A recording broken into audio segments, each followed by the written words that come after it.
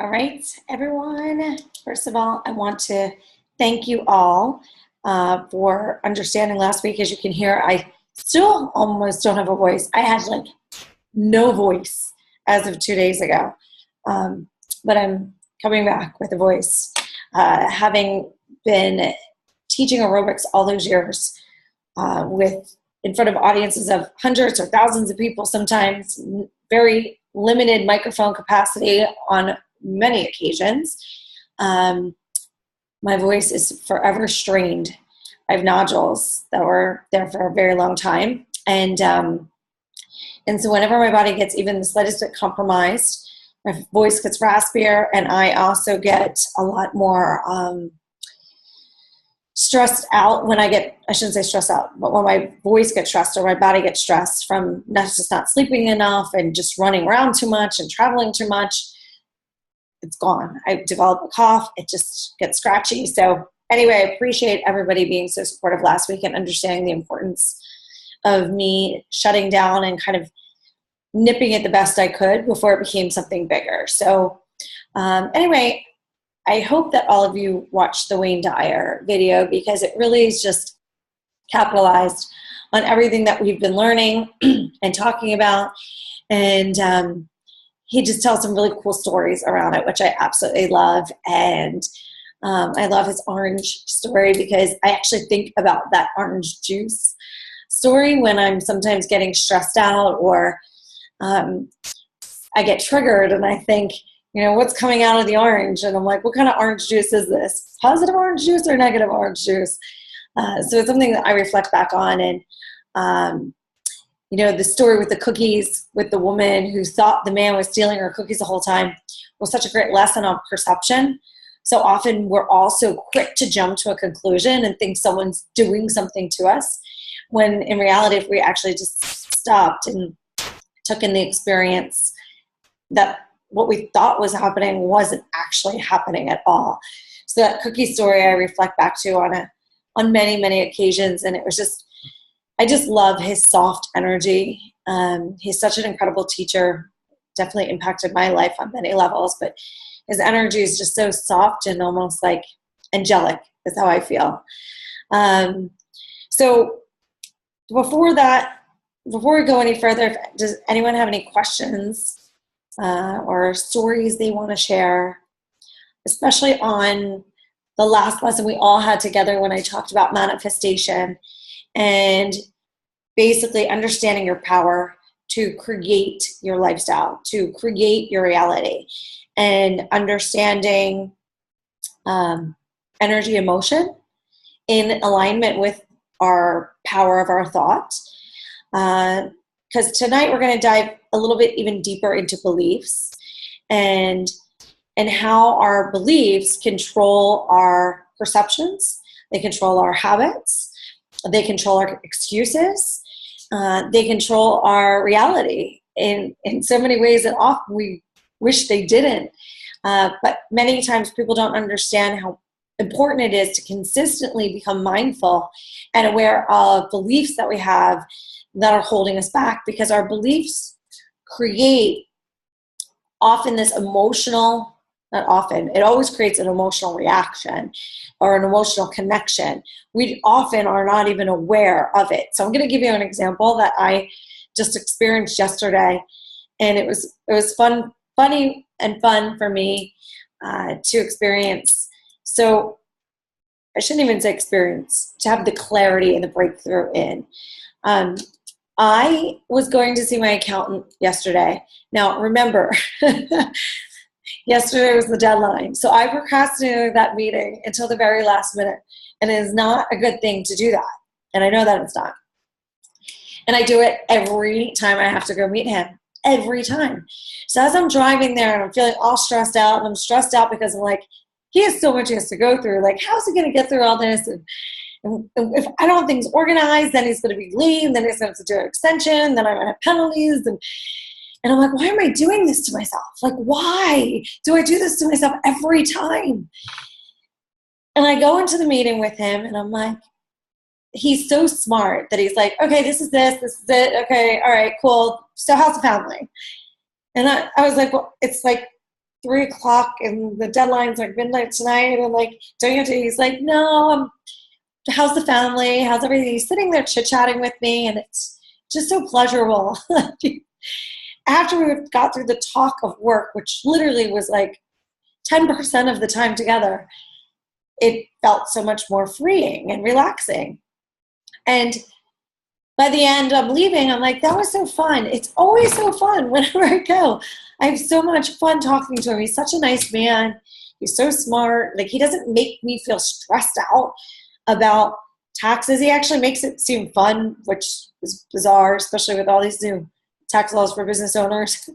And I drove home thinking, what is it within me that I've created this emotional resistance to meeting with this man, my accountant, who is like really an important part of business? And it hit me. It had nothing to do with him. It has nothing to do with him. My emotional resistance is attached to a belief system that was created when I first got in business. And everything seemed so overwhelming to me then. And I meet with this accountant who was doom and gloom, like Mr. Negative, telling you everything that could go wrong, giving you the worst case scenarios of everything, instilling so much fear in you. And I would leave, I would be stuck there for like 4 and 5 hours at a time, which is torture in and of itself for somebody like me. And I realized that even though I have a different accountant, I still have this underlying belief around this pain that the meeting with my accountant is going to be this torture and anxiety-ridden experience that it was going to be, even though it's no longer not. It's not with this man. And the conversations are very different, and the energy is very different. But I still subconsciously was operating from this belief system and emotionally operating from this belief system as I was going there yesterday, and until I was leaving again. And I finally was like, that's it. I'm putting a stop to this. I'm clearly allowing this mental note to just resonate and simmer. Same way I had changed my addiction to sugar many years ago, and that image of me being exhausted, I embedded in my brain. I did with leaving my meeting yesterday, of having so much fun and feeling so stress-free and feeling so confident that everything was okay in this man's hands. And so I am now consciously breaking that pattern. But it doesn't just, I can't just do it 1 second and be done with it. It's a very conscious thing, and I'm going to have to keep reaffirming that visualization in my brain on an ongoing basis to unwire the hardwiring that was done 20 years ago by my first accountant. So I share that story because I know that we all have those stories. I know people do this with the dentist all the time, where they have this like anxiety about the dentist, and then they leave and they're like, that wasn't so bad. Why am I having such fear of the dentist? And it's usually because it happened, the first traumatic experience happened when you're a young kid. You didn't know what to expect. All these machines are coming in your mouth, and your mom's all nervous and looking over you like, oh my God, are they okay? And all this hardwiring of a belief and an emotional connection were programmed. So I want to challenge you all to think about what those types of experiences are like in your life. We all have them. Think about, one's related to relationships, one related to friendships. I know sometimes I have that anxiety with family members. I have some place in life created a belief system around certain family members. And then I have anxiety before I go see them. And then I see them, I'm like, well, that wasn't so bad. Why did I get so worked up about it? Because I was still judging them from where they were and where I was potentially too, versus to where they are in this very moment. And now it's not so bad, but I still have this anxiety based on some past experience. So I want us to really start to focus on what belief systems are we operating from on a subconscious level on an ongoing basis, so that we can begin to hardwire them. Because what does this have to do with emotional intelligence? Everything. The belief creates an emotional connection. And it's so interconnected. They're so intertwined. I had anxiety before I even recognized my belief yesterday. It was my awareness, my heightened sense of self-awareness, that I could call myself out and be like, why am I feeling this way? This does not feel good. I don't feel good going here. Why don't I feel good? This man's done nothing to me. What am I afraid of? This is literally the conversation I'm having with myself in the car. What am I afraid of? What am I thinking is going to happen here? And in that questioning, that line of questioning, it got me to a place of awareness of where it really came from. So before we dive into a little bit more new content, I want to show you guys a video real fast about how much our patterns are truly ingrained into our brains. Hold on.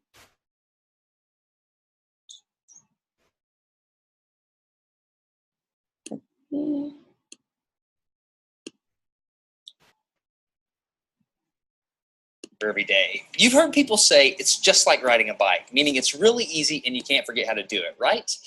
But I did something. I did something that damaged my mind. It happened on the streets of Amsterdam, and I got really scared, honestly. I can't ride a bike like you can anymore. Can you guys see the guy with the bike? Yeah? Okay, cool. All right. I just want to watch this real fast because this is such a very powerful example of how our brains, the neural pathways in our brains can hardwire a programming, and then to unlearn it can be challenging, and we have to be very conscious at how we're going to unlearn it. All right, here we go. I hear Chris laughing. Before I show you the video of what happened, I need to tell you the backstory. Like many 6-year-olds with a MacGyver mullet, I learned how to ride a bike when I was really young.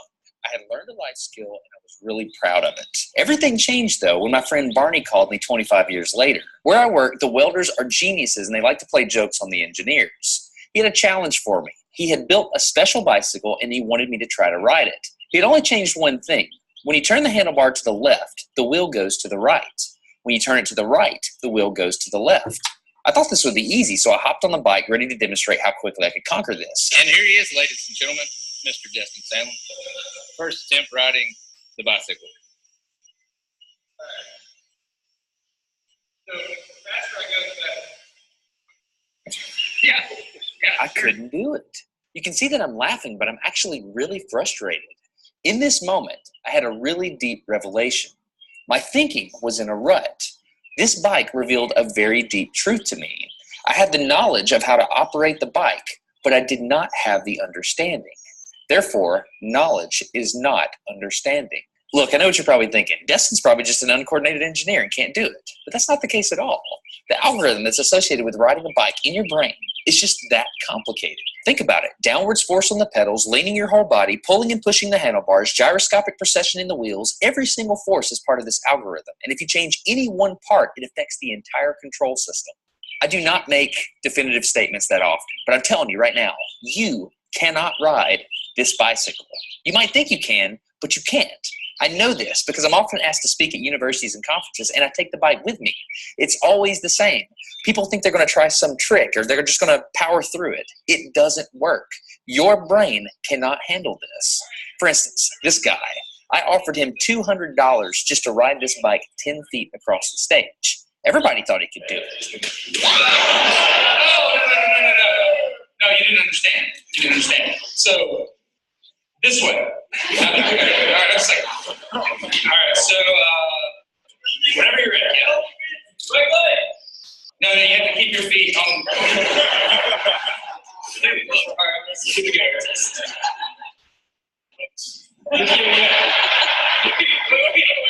Like, you gotta start rolling at least. There you go. Oh, no! Okay. Keep your feet on the pedal. Go. Go right on.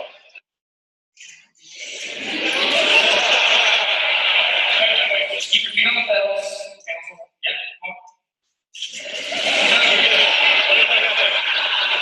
All makes you have a rigid way of thinking in your head. Sometimes you cannot change that, even if you want to.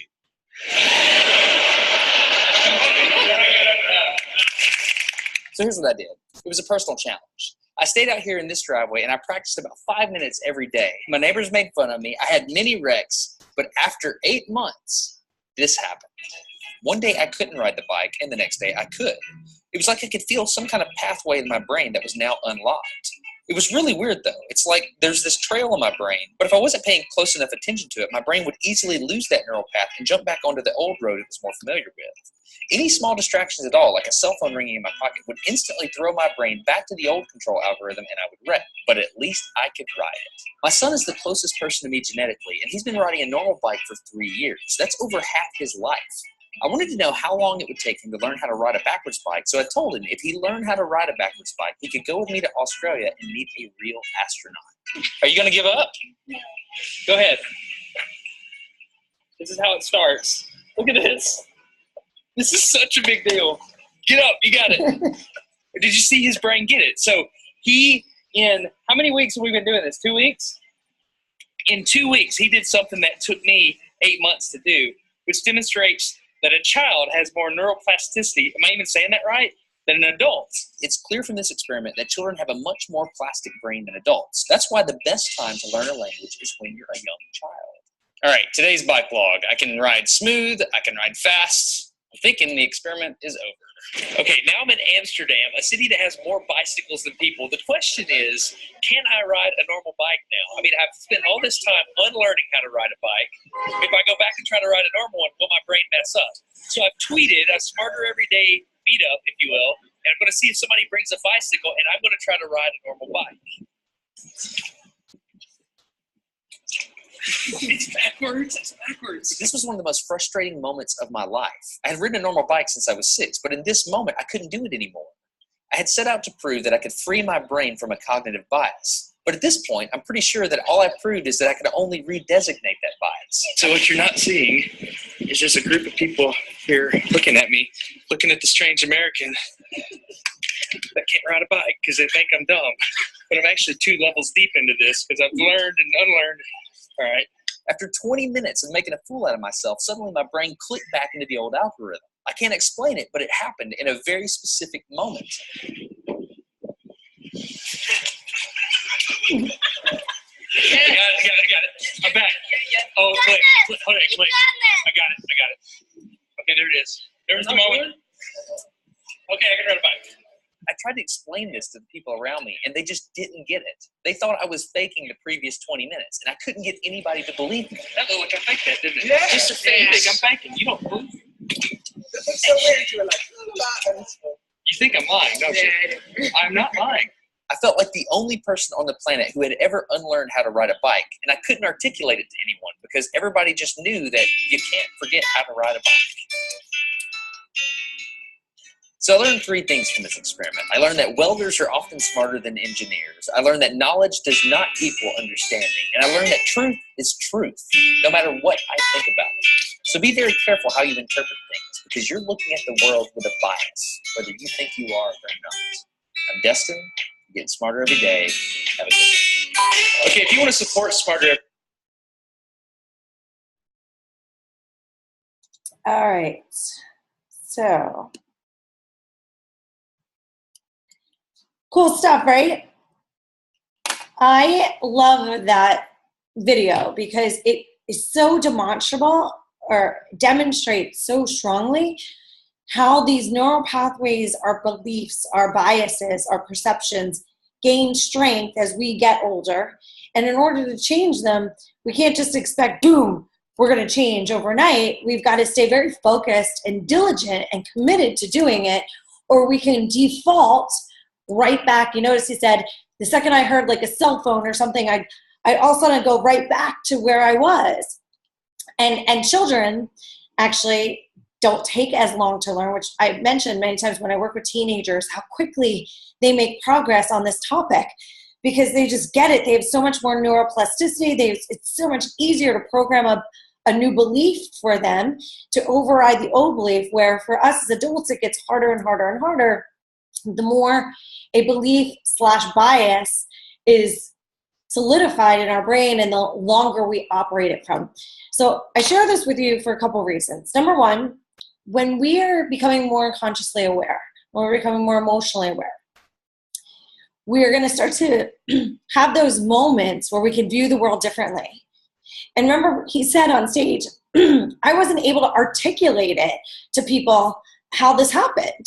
And so as we gain these new awarenesses, often we're like, yeah, I get it. But if we went to articulate to somebody else, sometimes it's a little bit more challenging because we get it, but we don't fully understand how we get it. And so that's like phase one, this new awareness, this new understanding. And then the next phase is putting it to practice and testing it over and over and over again and ingraining these new beliefs by that diligent practice. So I'm going to give you another example. I have this client who is really diligently successful.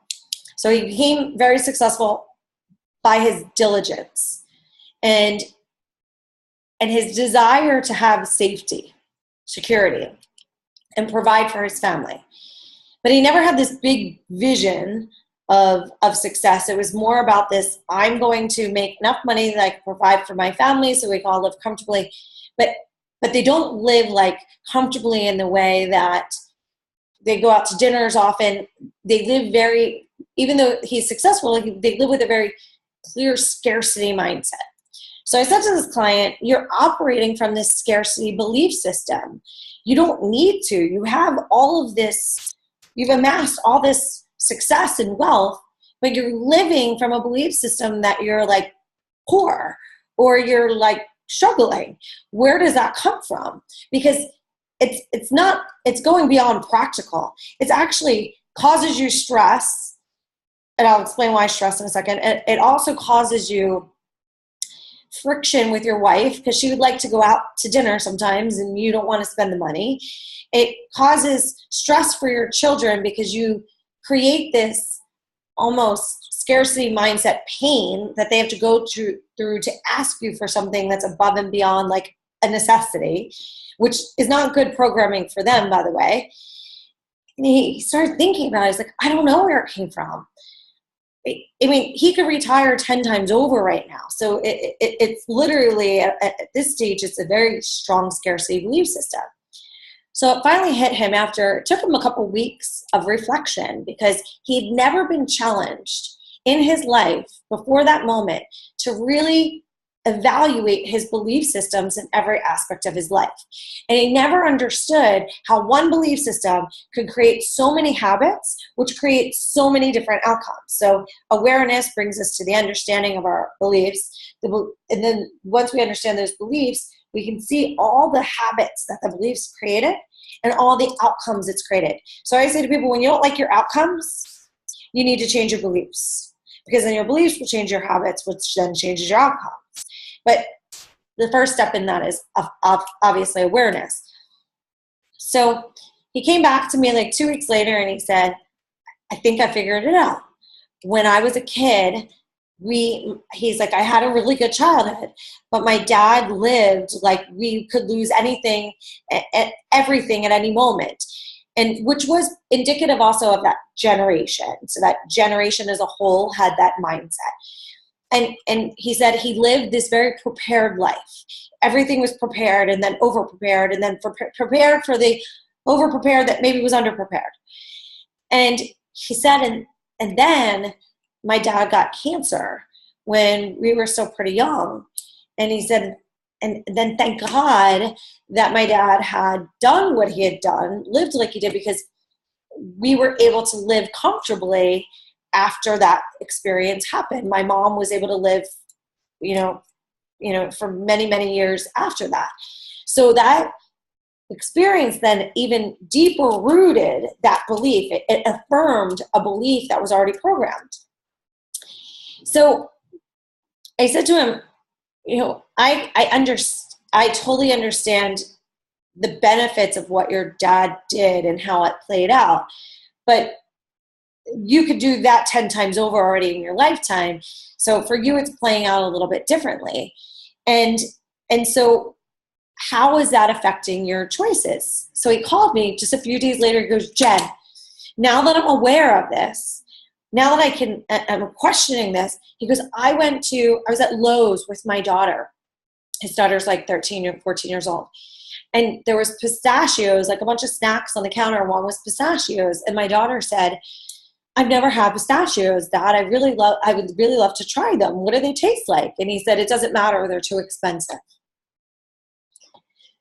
So she was like, oh, okay. And she kind of just, now his programming just got projected onto her very quickly. They can afford the pistachios. It's not that they couldn't afford the pistachios. It was his dad's program got projected onto him into a belief system that is now being projected on this girl that he doesn't want her to think like that because it's a very fear-based mindset. So he got in the car and he was like, oh my gosh, this is what Jen talked about. This is what I do. These are my habits that are creating these outcomes. The outcome is my 13-year-old's never even had a pistachio. What kind of dad am I? So he went to another store and bought her pistachios and said, here's what I did. Here's why I bought you the pistachios. I think it's important that you try them because I'm just happy you weren't asking for candy or some other junky snack. Like pistachio is actually a really healthy snack. So I want to reinforce you asking for healthy snacks. Shouldn't matter that they cost a little bit more. And so it was one of those amazing moments where he understood this pathway and he wanted to force course correction in the pathway. And then also change the program that he was doing for his daughter. So I think I've shared with you guys before, for my daughters growing up, as they would grow up and ask for things, I would never say we can't afford it or you can't have it just because. Sorry. I would always say, I choose not to spend our money on this at this time. It's very different programming. It's power, it's choice. I choose not to. So I'm going to pull up another set of slides for you.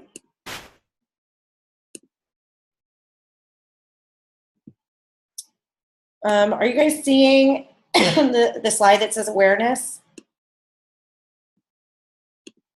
Okay, cool.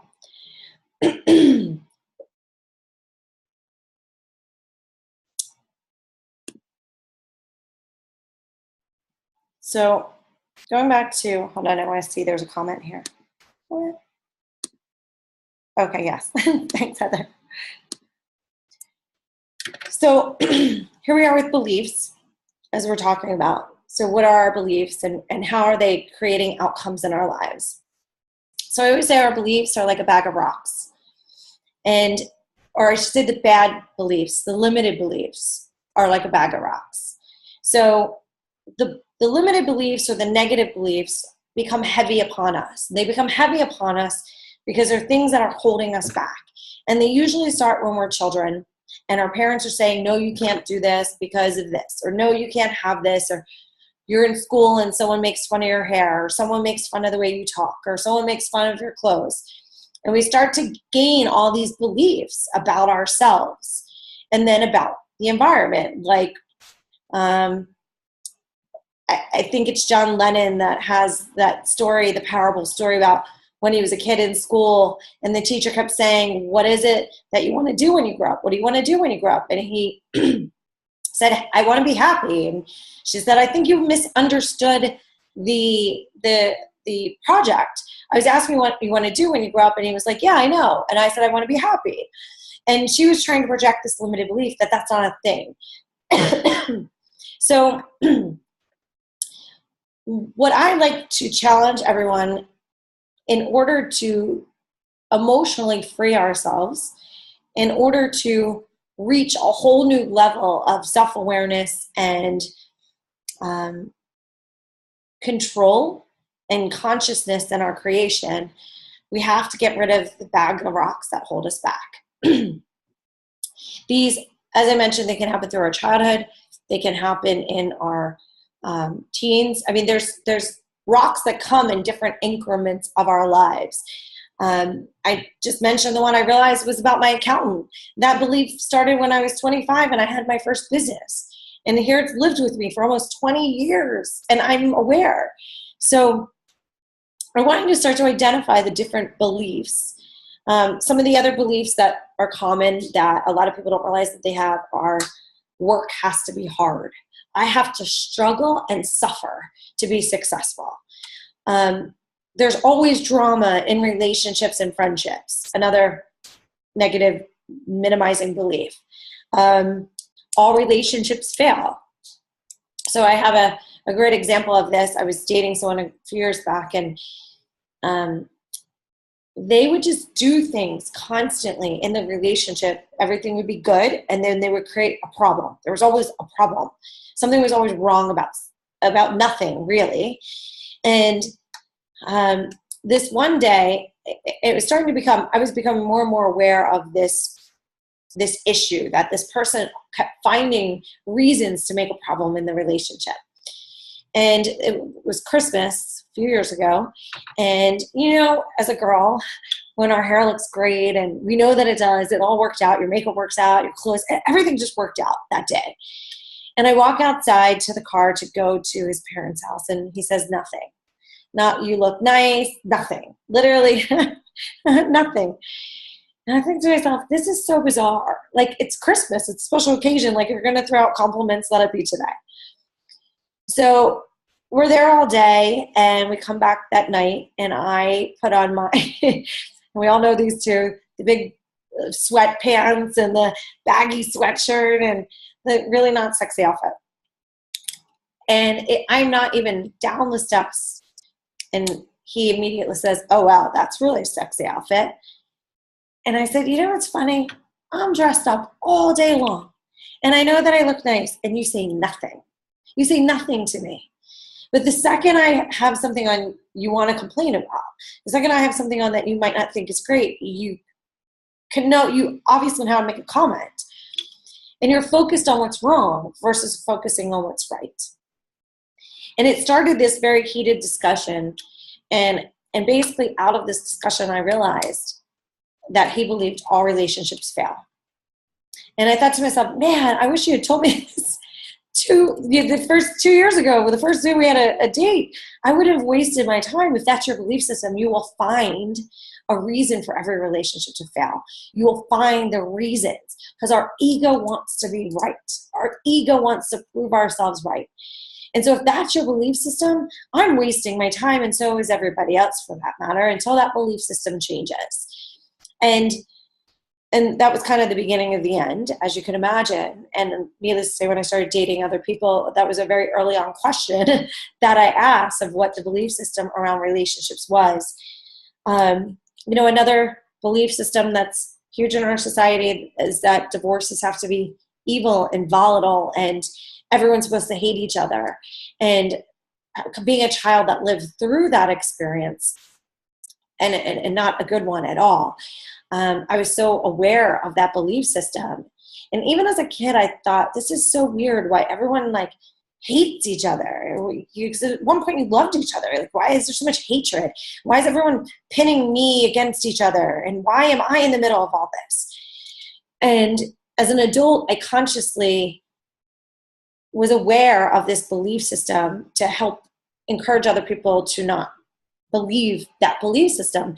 And my dad was a divorce attorney, and that's where it came from. The more my dad made people hate each other, and not just my dad, divorce attorneys as a generalization, the more money they were going to make, the longer the divorce went on. So of course that belief system was created and perpetuated.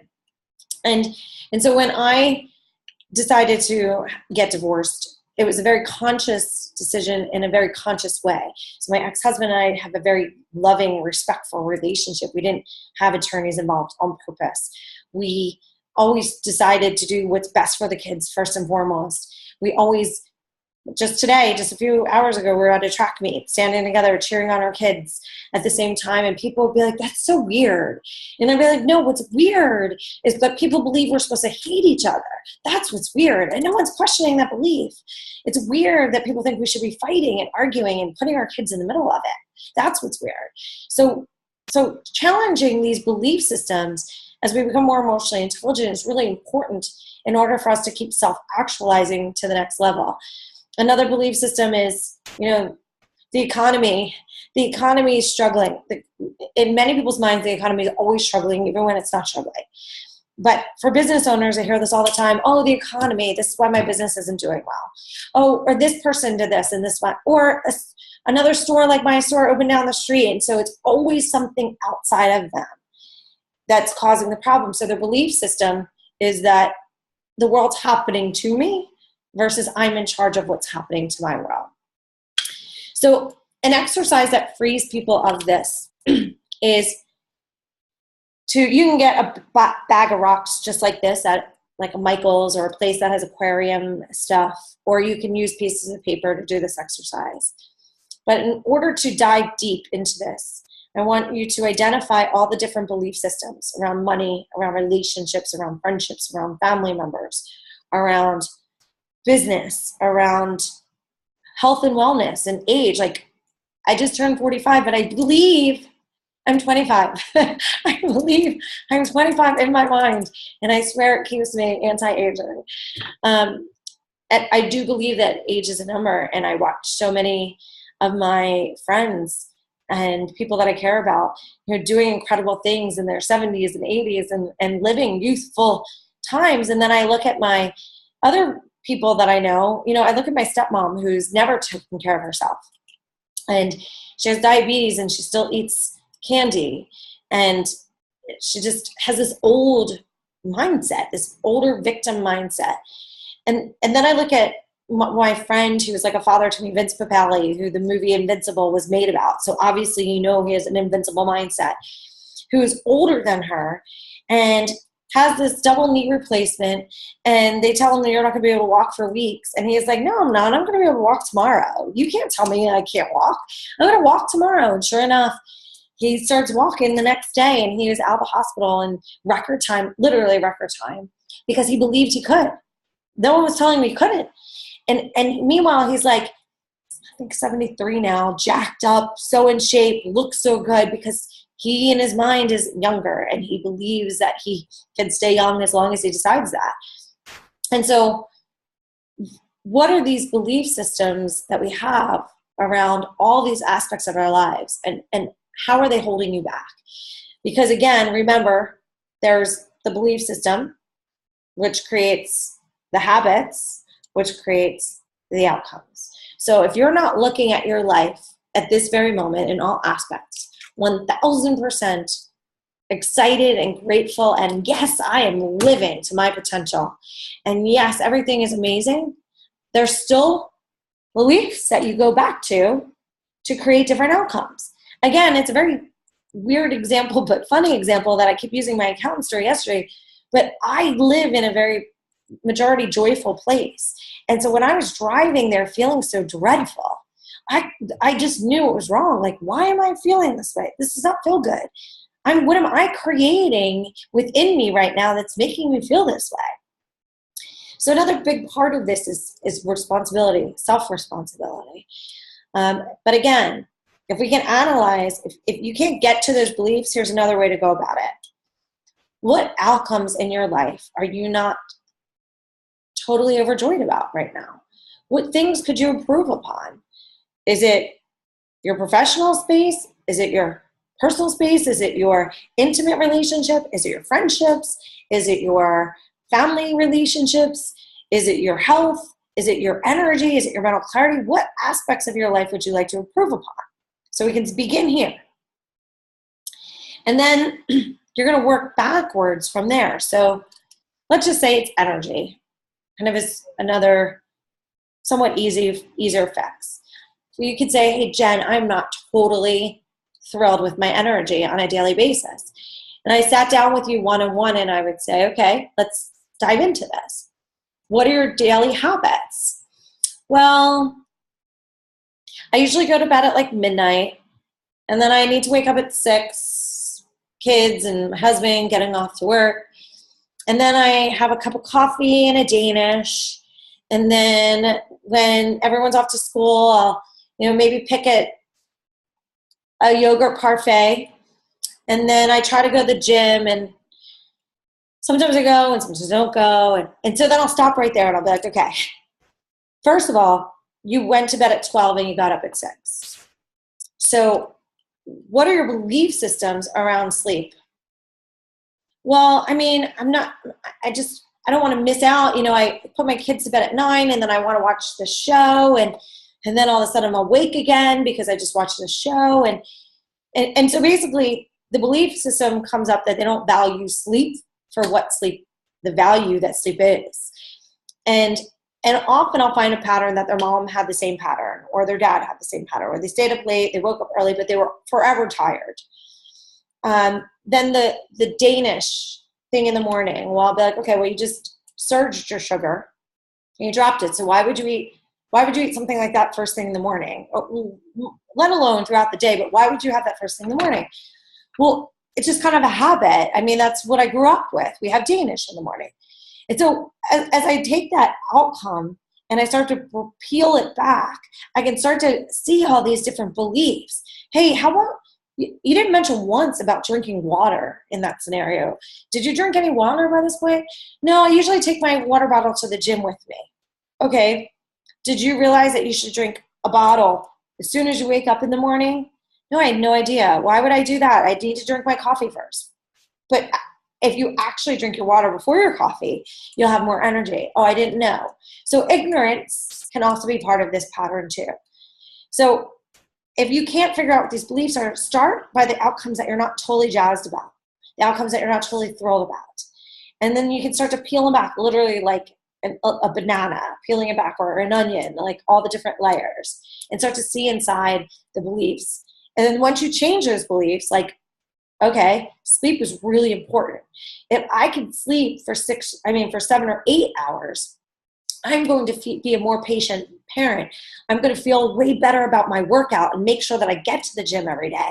I'm going to feel more passionate so I can pursue that project or start another business that I wanted. And so once we create these new beliefs that have value to them, then we change instantly our habits, because watching that show isn't nearly as important as getting to bed at 10:30 or 11, right? So we change our priorities, change our habits, change our outcomes. Does that make sense, everybody? I know many of you work with people in terms of coaching them too. This chart is so powerful. Awareness. So sometimes people get confused about awareness because they're like, wait, I'm trying to figure out my beliefs and I'm not aware yet.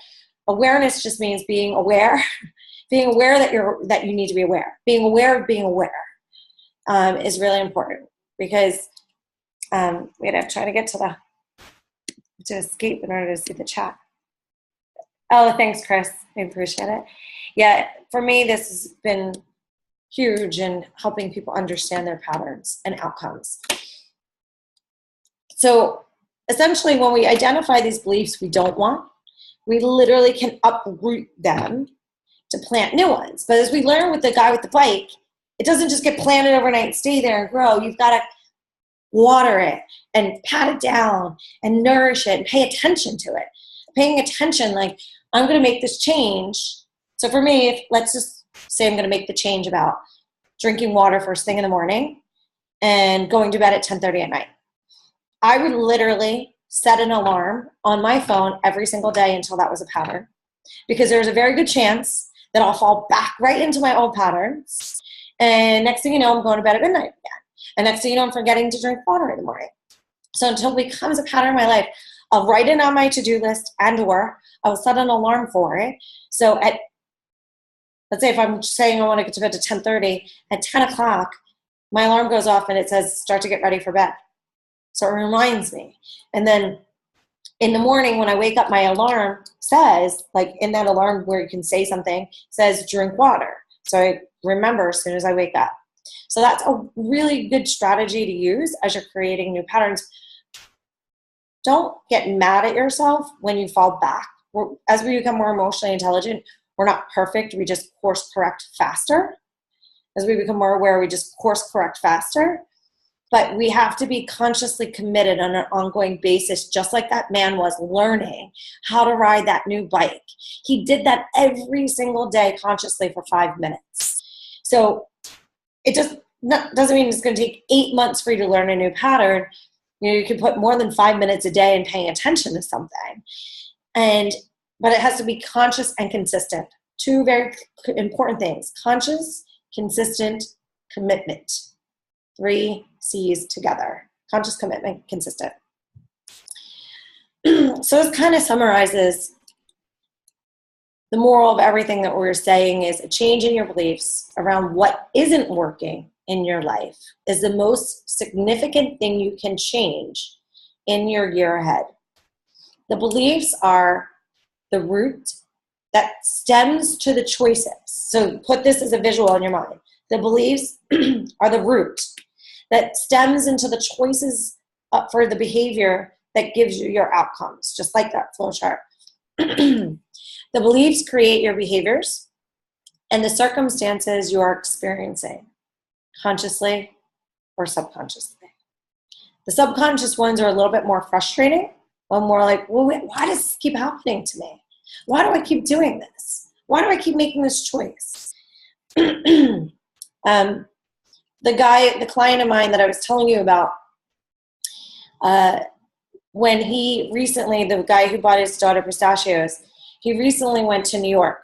Now he lives in the state of Washington, in an area that is not ridiculously expensive to live in, especially compared to New York. So as you can imagine, he had incredible sticker shock with some of the prices of things in New York City, especially going out to dinner. And his first reaction, of course, was like, what? That's crazy. I'm not paying this. This is ludicrous. I'm not going there. And then I was like, wait, that's scarcity. I need to enjoy life too. I've worked this hard. I should enjoy life. You know what? We are going to go. And his wife was like, wait, what? You are? Wait, we're going to go out to dinner to this place? And I said, so what was the greatest outcome of this whole experience? It wasn't just about you. Now it was about how it affected your relationship. Your wife was thrilled about this experience.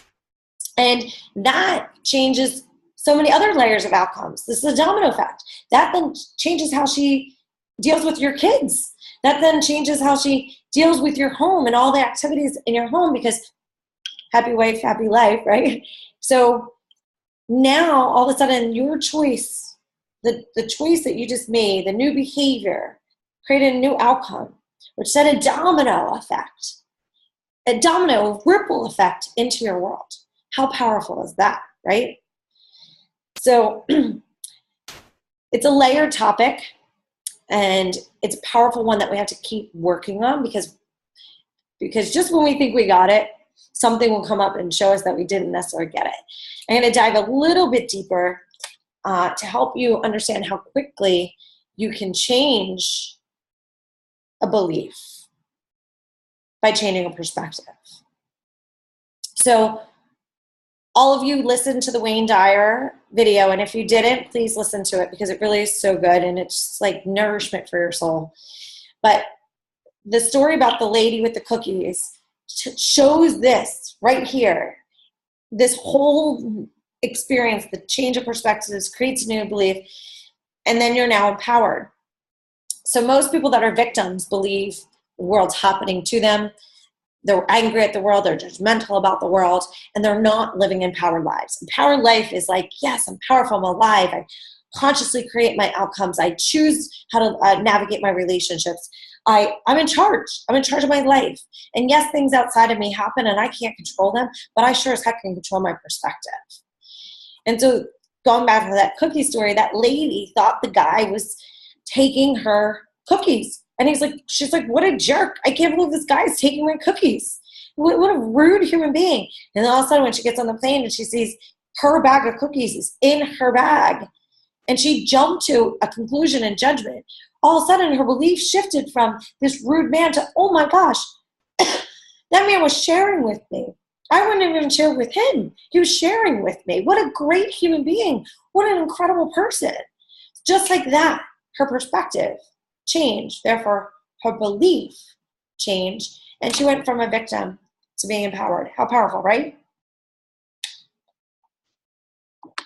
So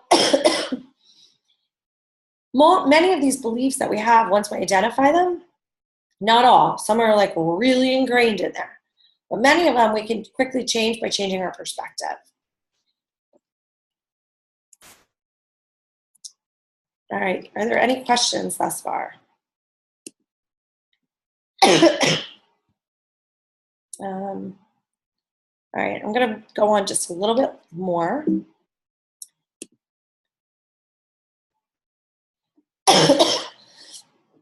So basically, we want to ask, how high do you want to go? How far do you want to go? How much baggage do you want to get rid of? How many beliefs? Cookie Store was amazing. Agreed. How many beliefs do you want to dive into and change? Because the truth is, it's those that are holding you back. And in a hot air balloon, when you're at the bottom and you take that first layer of stuff out, the bags, the sandbags are equivalent to our stuff.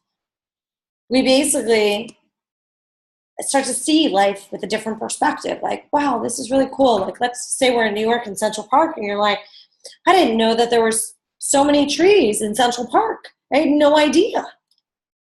And then you start to hover and you start to get bored because you're like, okay, I've seen this already. And then you decide to take more sandbags out. But in order to take the more sandbags out, you've got to do some more work, right? The work, looking within, changing the belief system, staying consistent to the clarity of and committed to what you want to change. And then you get to the next level and you're like, wow, I didn't realize Manhattan went down that far. That's amazing. I mean, when I'm in a cab, it looks so different and it looks so clustered. Now it looks so expansive and big and amazing. And then you begin to hover again and you're like, okay, I've seen this. I get it. I'm acclimated now. And then you do it again. And that's really the process. It's so evident for me, and it's so cool for those of you who have done this course with me once before, or twice, 3 times. The more you're doing it, the more you're getting all these layers. The more you keep going deeper, the more you keep seeing differently, the more you move from student to teacher too. And then once you're a teacher, you're teaching you're learning as you're teaching at a whole different level. So I leave you with that question as we go through the rest of the course. How high do you want to go? How far do you want to go? How deep do you want to go? For me, I never want to stop growing.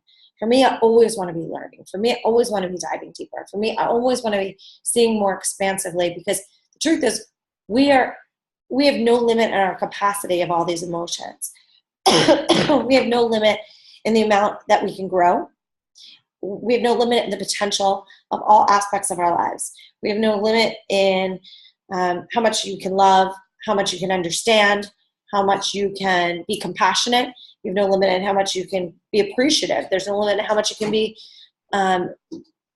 appreciative or grateful. So all of those good emotions we can kind of consistently expand in. But in order to do that, we have to remove the blocks that keep us from getting to the more expansive place.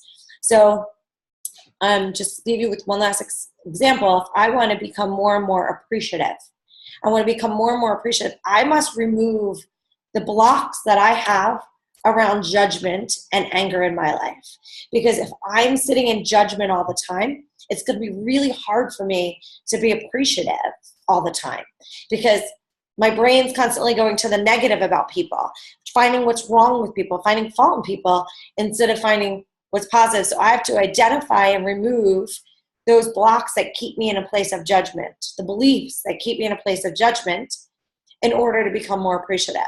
Or if I'm angry at so many people in my life, I'd have to remove the block of anger in order to become more appreciative.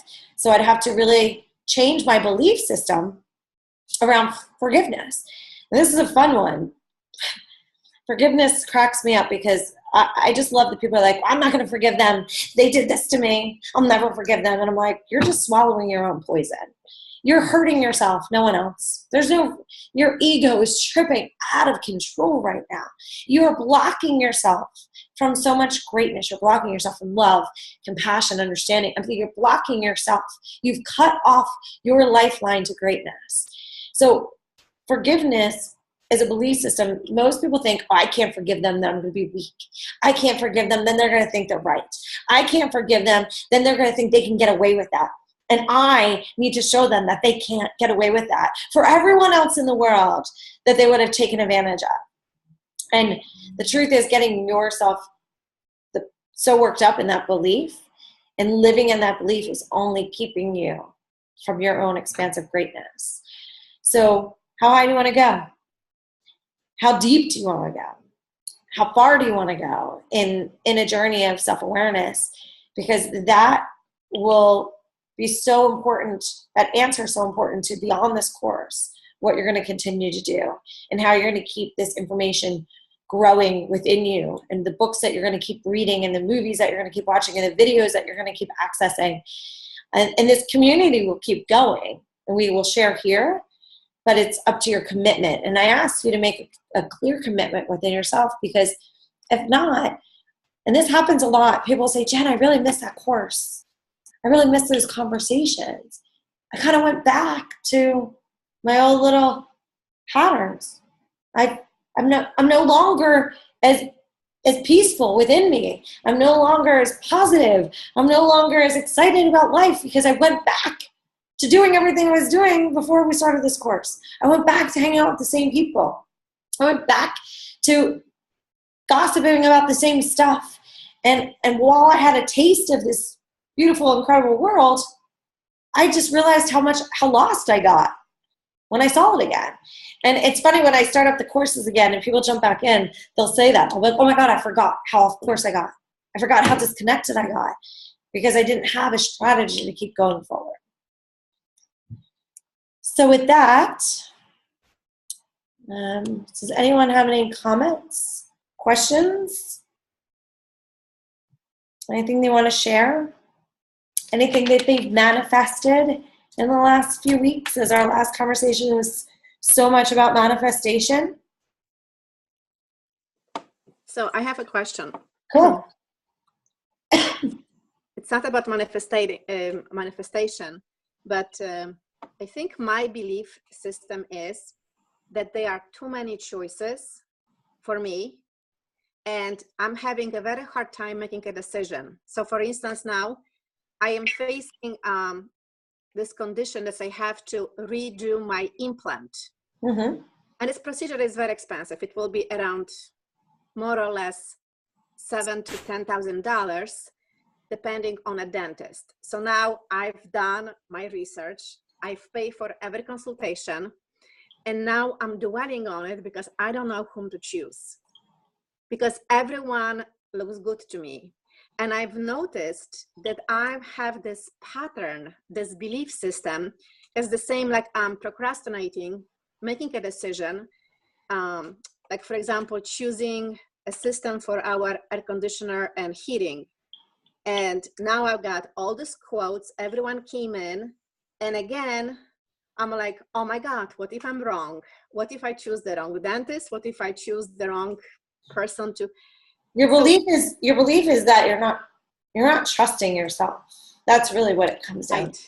Yeah. So it's not about that there's too many choices. It's really about not trusting yourself. Right. And so you don't have enough conviction Mm-hmm. in your instinct and in yourself, quite honestly, which you're so intuitive, so you should. Right. You already know the answer. You're just overthinking them. You're like over analysis paralysis, but you already know the answer. The answer came in the beginning. Let's say you met 3 heating and air conditioning people. You intuitively will all have the power to harness our intuition at a high level. You already knew the person you want to go with. But your mind now can talk you into all kinds of crazy things. Same with the dentist. What belief system that you really, I believe, and I know you, so I can say this a little bit more confidently if I just met you, is that you need to work on the belief system that you know a lot more than you realize, and that your intuition is a lot more powerful than you've given it credit for. You know it is for other people. You trust that intuition for everybody else but yourself. Right. So you need to trust it for yourself. And that's really the test. Because I'll guarantee you, if you go back in mistakes that you've made in choices like this in your past, you already knew the right answer and you chose the wrong answer because you over. And now that has validated the belief system that you don't trust yourself. Oh. The truth was you didn't trust yourself. The truth was you didn't actually trust yourself. So you kept going on to all these other choices, and then you made the mistake because you didn't trust yourself. So if you just trust yourself, then all the other stuff's easy. Clarity? Awesome. Thank you. Blink. Read the book Blink by Malcolm Gladwell. We know in a blink. We know. Don't doubt that. Okay. Anyone else? Questions? Comments?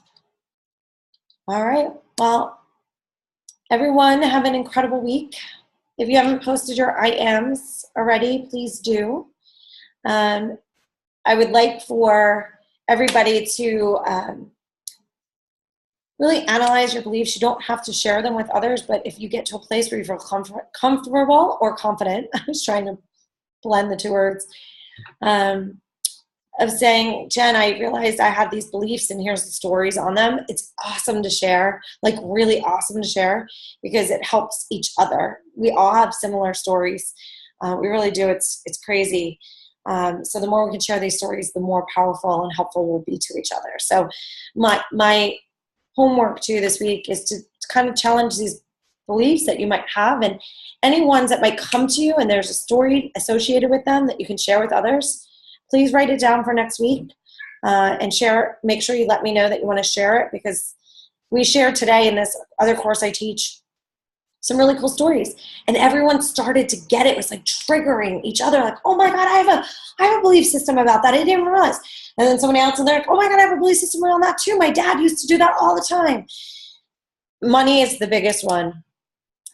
These belief systems, these negative, limited beliefs around money are so crippling for people, and success as well. You know, what people think if you're too successful, or what people are going to say about you if you're too successful, or what if you have a too nice of car, what are they gonna, and all these beliefs that hold us back, that are really kind of very silly, because a lot of the people that I worked with today, they all work for a bank and they believe that you shouldn't have too much money. Because if you have enough, more than enough means it's gluttonous. And I'm like, well, what? You guys work at a bank. Money should seem endless to you. It should be abundantly flowing in your minds. This is incredible that you guys think this way. So we learned a lot about ourselves as everyone shared their stories today. So that's my challenge and homework for this week. I'll keep adding some videos and articles and resources as well. And I'll see you all next week. Thank you. Bye, everyone. Night. Bye.